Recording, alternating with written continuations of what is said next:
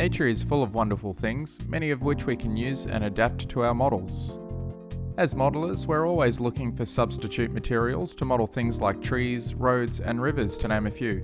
But if you've been watching some of my videos, you'll notice I tend to use a lot of natural materials to model with, like real dirt for roads and natural twigs for trees.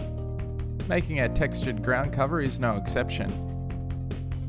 Depending on where you live, you should be able to find a few dead leaves and bark lying around. You don't need a lot, but if you're planning to cover a large area, you're better off grabbing a little more than you need. There's nothing more annoying than finding out you didn't have enough, especially if it's a bit of a hike to get more. There's a few ways you can prepare the leaves. The first is the hardest and involves crushing the leaves with your hands until you get the texture you're after. Next involves using some sort of tool like a mortar and pestle to ground down the leaves to the desired texture. And lastly, which is the easiest and my favourite, is to use an electric blender. Just make sure you don't use the good one. I actually bought this one from Kmart for $9.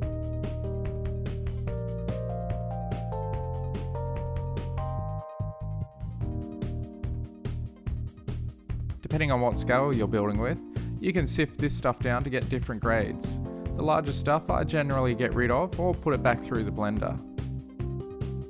Once you've sifted out the larger pieces, you can apply it over your scenery in much the same manner as all the other scenery, and glue it in place with scenic glue.